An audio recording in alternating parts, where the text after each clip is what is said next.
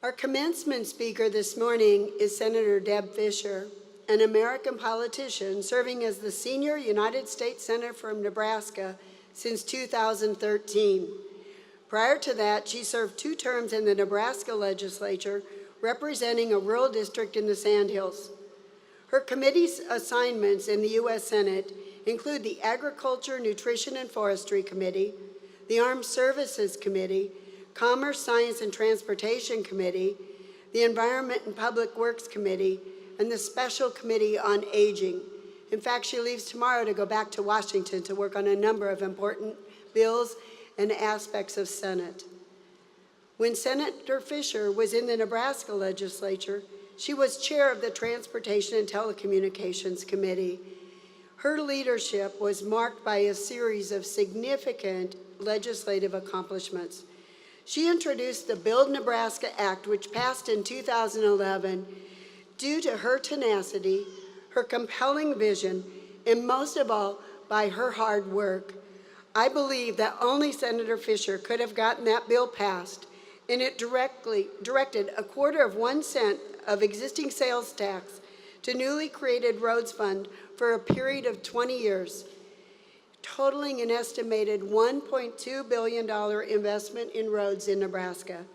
At the time of its passage, the Lincoln Journal-Star noted, "If the roads earmark stands the test of time, it will rank as one of the session's signature pieces on legislation."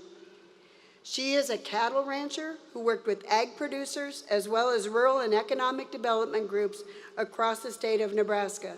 She has a bachelor's degree in education, served on the Valentine Rural High School Foundation and the Nebraska Association of School Boards. She also served on the Nebraska Coordinating Commission for Post-Secondary Education. She's a strong advocate for our veterans and for all of the military serving our country. She makes sure that Nebraska families and businesses are well represented in Washington, D.C. It is my honor to welcome Senator Deb Fischer to give our commencement address today.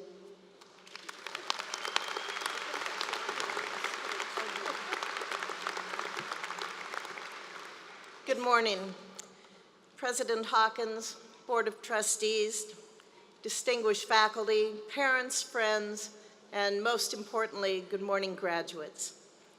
Thank you so much for your kind invitation to share in this special day with all of you. This is indeed a day to celebrate. Today, we honor your academic achievements. We recognize your hard work, and we look forward to your future. For many of you, this is a day of mixed emotions. You are rightly proud of your accomplishments, excited for the next steps, maybe a little nervous about the next steps, and sad to see this special chapter of your life come to a close. You have made unforgettable memories here at Bellevue. You found lifelong friends and discovered deeper meaning to life. But you didn't do it alone. You had family members and loyal friends who would push you and challenge you along the way. Their phone calls, their emails, and their text messages, they helped keep you grounded. They were there to pick up the pieces when you got a low grade, after those endless hours of studying, or when you were going through a difficult personal time. Your families and your friends, they've been here through it all, and they will stand by you as you move on to your next adventure. Now, for those of you who are settling in for a long nap, let me assure you that I'm going to take the advice of a very dear friend of mine, and that's to be brief, hopefully be brilliant, and then be gone. I think Dr. Hawkins' introduction was longer than this speech, so be reassured. I do have 3 points that I want to make this morning. First, be thoughtful. By thoughtful, I don't mean be considerate or caring, although those certainly are virtues that you should cultivate. Rather, I mean be men and women of thought. Now, this may sound overly simplistic. After all, our days are pretty well consumed by thousands of thoughts. But you will find that often we become the victims of routine rather than becoming thoughtful and engaged people. We go to work many times because we have to pay the bills. We save up for a house. We send our kids to good schools. And we juggle the demands of family life and jobs. Some people call it the rat race. And for many people, it really is just that. A mindless race to the next deadline, the next Google Calendar alert, or the next chore. But there is more to life. Life is a gift that is far too short to squander with the restrictions of a routine. Don't be afraid to ask why. As Socrates cautioned, the unexamined life is not worth living. Socrates' admonition requires time for contemplation. It means you've got to put down the cell phone. It means you've got to get off Instagram. Go sit quietly on a park bench. Think, pray. It gives you perspective. It helps you to realize that God is big and you are small. And sometimes we forget that. The great benefits of technology go almost without saying. The internet has placed the world at our fingertips. We can communicate with anyone, anytime, and anywhere. To Galileo's chagrin, the world has flattened, and for the better. But there is a downside. Carefully crafted prose has been replaced by 140 character tweets. Handwritten letters have been replaced by emails. And although our communication has exponentially increased, the thoughtfulness behind it has diminished. I want you to change that. Don't lose inherent human kindness in the calculated efficiency of technology. Be thoughtful in all that you say and in all that you do. Second, your work should always have meaning. Pursue your passions. Chase your dreams, because nobody else is going to do it for you. That's not to say that all dreams come true or that you need that corner office in order to find fulfillment. Indeed, for many, the simple titles of mom and dad represent the noblest of callings.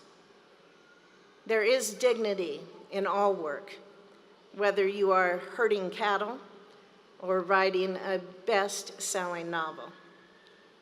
As Martin Luther King Jr. said, if a man is called to be a street sweeper, he should sweep streets, even as Michelangelo painted, or Beethoven composed music, or Shakespeare wrote poetry. He should sweep streets so well that all the hosts of heaven and earth will pause and say, here lived a great sweeper who did his job well. The point is, of course, that each of us has a calling. The catch is that we have to have the courage to listen for that call. In a noisy world, we can be afraid of the quiet of our own souls. Listen anyway. And then do more than just listen. Get out there and make your own luck. You are bright. You are well-educated individuals. And with hard work and preparation, you're going to be well-equipped to take advantage of opportunities as they arise. And that is the surest way that you will achieve your dreams and reach those goals. Third, if you do make it to that corner office or have the privilege to lead others, remain humble. Here's a story about the legendary prize fighter, Muhammad Ali. One time he was on an airplane, and the flight attendant came up to him and asked him to buckle his seatbelt. And he replied, "Superman don't need no seatbelt."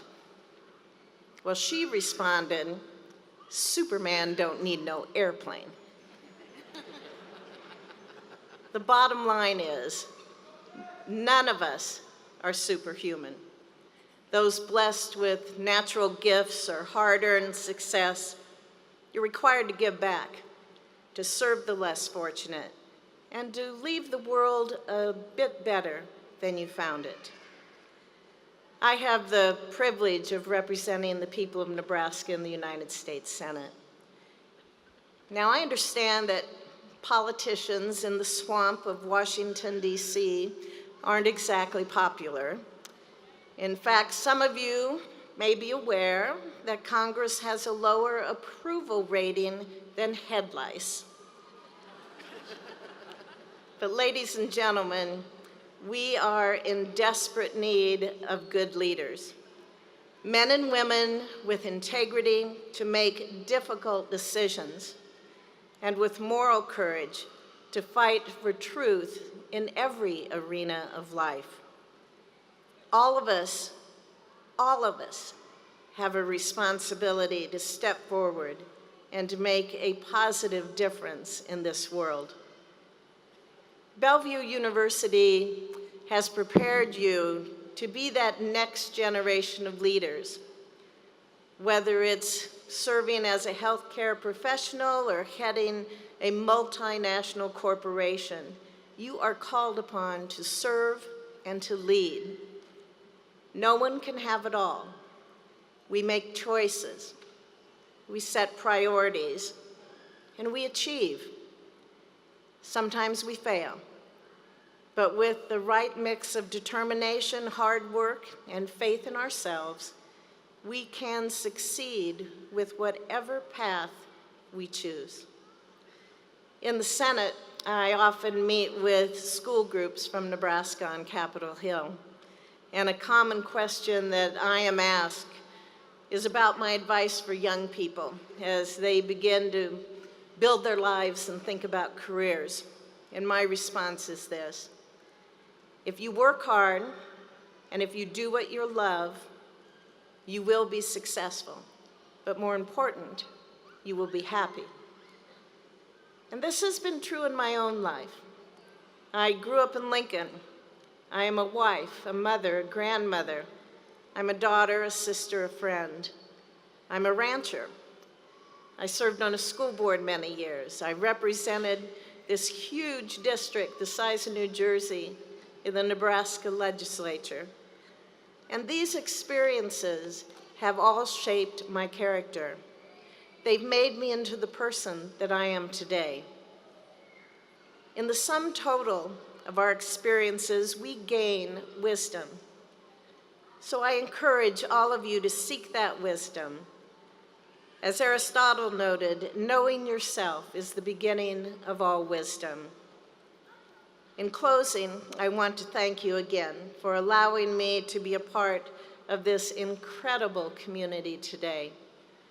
Remember that wherever you go, you will always have a group of people here at Bellevue ready to support you.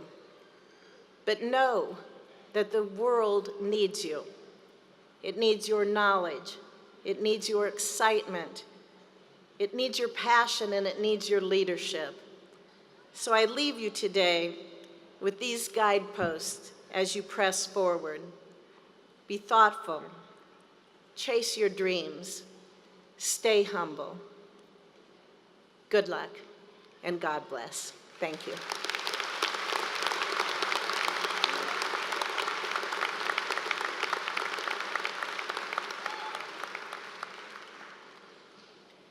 Thank you, Senator Fischer. I think you now see why her leadership has influenced so many people, both in our state and nationally.